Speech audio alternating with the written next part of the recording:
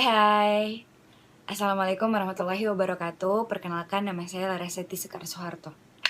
Kita ketemu lagi di video yang kali ini pembahasannya sangat berbeda tentunya. Nah, saya akan sedikit menjelaskan beberapa peraturan daerah yang ada di daerah Indonesia yang berkaitan dengan fikih jinayah atau hukum pidana Islam. Nah, peraturan daerah ini adalah peraturan perundang-undangan yang dibuat atau dibentuk oleh Dewan Perwakilan Rakyat Daerah yang disetujui oleh kepala daerah, yaitu gubernur, wali kota, atau bupati.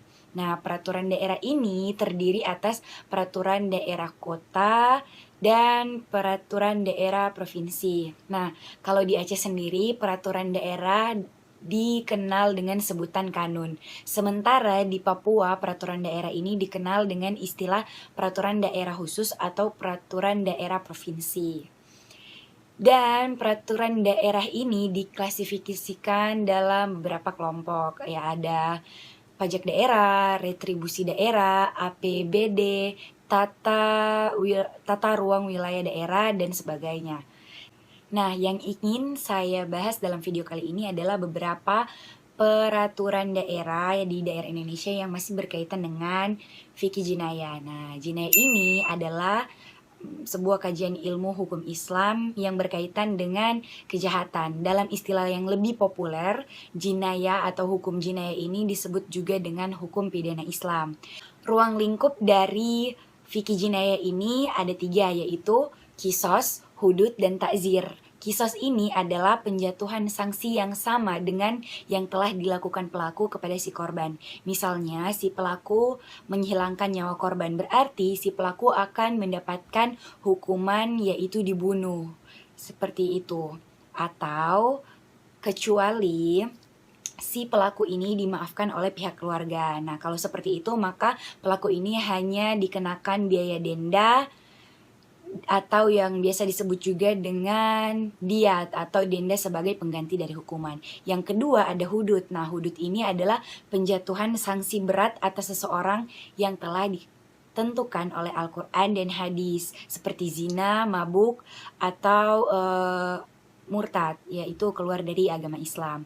Dan yang ketiga ada takzir. Nah, takzir ini adalah hukum selain hukum hudud, yaitu berfungsi mencegah pelaku tindak pidana dari melakukan kejahatan dan menghalanginya dari melakukan maksiat. Nah, bagaimana penerapan di peraturan-peraturan daerah itu bisa kita lihat pada masa otonomi daerah. Nah, di masa itu pemerintah mengakomodasi dan merespon secara positif keinginan umat Islam di berbagai daerah yang berupaya melakukan formalisasi syariat Islam, selama keinginan tersebut masih dalam kerangka kesatuan dan persatuan bangsa serta tidak mengancam disintegrasi nasional.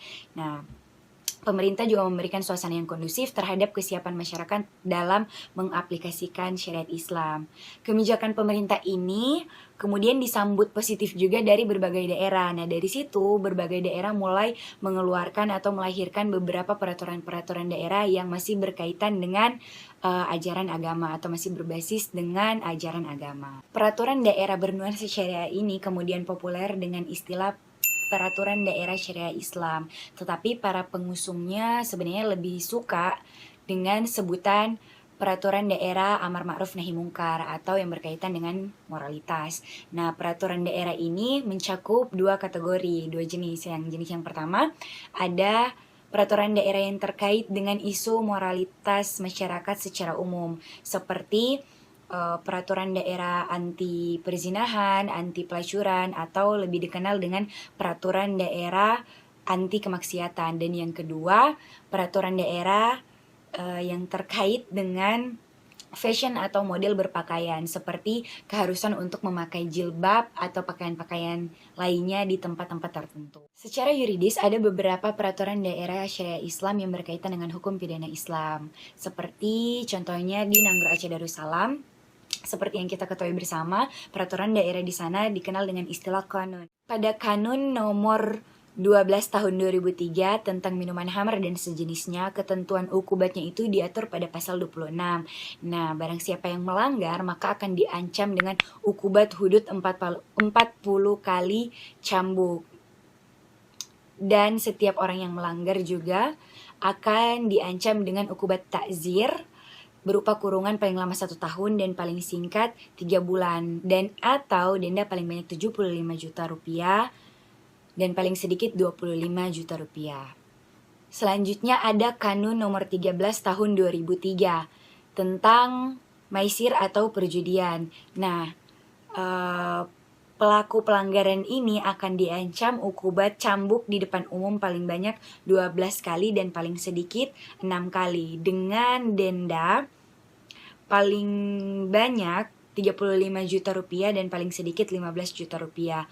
Sedangkan pada Kanun nomor 14 tahun 2003 tentang halwat mesum, itu seseorang yang melanggar, setiap orang yang melanggar ketentuan ini akan diancam dengan ukubat berupa cambuk paling tinggi 9 kali dan paling rendah 3 kali dan atau denda paling banyak 10 juta rupiah dan paling sedikit 2.500.000 rupiah.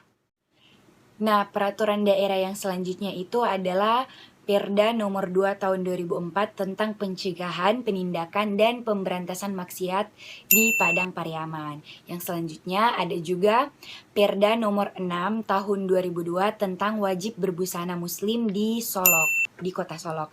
Dan ada juga peraturan daerah nomor 24 tahun 2000 tentang pelanggaran pelacuran di kota Bengkulu. Selanjutnya ada Perda nomor 13 tahun 2002 tentang pemberantasan maksiat di Sumatera Selatan.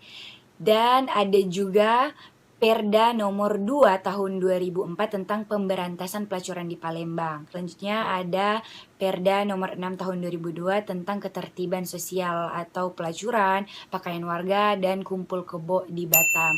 Selanjutnya ada Peraturan Daerah nomor 11 tahun 2001 tentang pemberantasan maksiat. Dan Peraturan Daerah nomor 6 tahun 2005 tentang pencegahan dan pemberantasan maksiat di Kota Solok, Kabupaten Padang Pariaman. Yang terakhir, ada Peraturan Daerah nomor 6 tahun 2006 tentang pengawasan dan pengendalian minuman alkohol di Pangkal Pinang. Dan masih banyak lagi peraturan-peraturan daerah di daerah Indonesia yang masih berkaitan dengan hukum pidana Islam. Jadi itu tadi beberapa peraturan-peraturan daerah di daerah Indonesia yang masih berkaitan dengan fikih jinayah atau hukum pidana Islam. Nah, dalam konteks hukum pidana Islam, Perda Syariah Islam ini biasanya tentang moralitas dan dapat berupa Perda berbusana, Perda anti pelacuran, anti perzinahan, dan anti minuman-minuman beralkohol. Dan nilai-nilai Islam yang dituangkan dalam Perda ini merupakan implementasi dari nilai yang telah hidup dari masyarakat, sebagaimana nilai adat dan barat dan sebagainya. Selain itu, Perda Syariat juga selaras dengan semangat reformasi dan dapat mengisi kelemahan hukum nasional.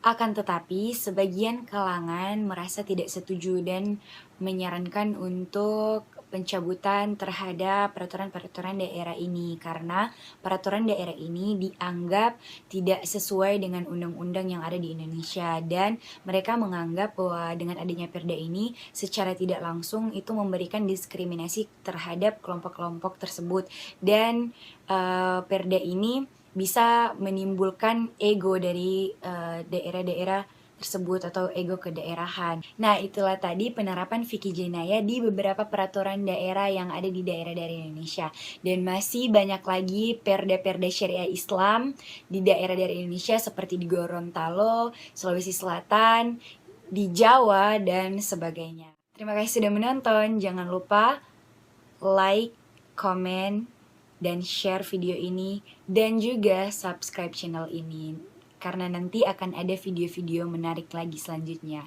Sampai jumpa. Wassalamualaikum warahmatullahi wabarakatuh.